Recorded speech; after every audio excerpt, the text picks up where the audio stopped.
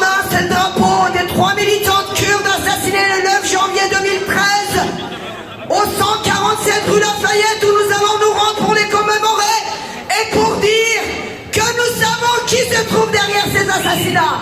Nous savons qui se trouve derrière ces assassinats. Il ne s'agit pas de travail d'un soi-disant vieux loup, d'un soi-disant suprémaciste, d'un raciste qui se serait réveillé un matin en disant « Je vais aller dégommer les Kurdes ». Pilili Çepik Emel, Pilili Çepik.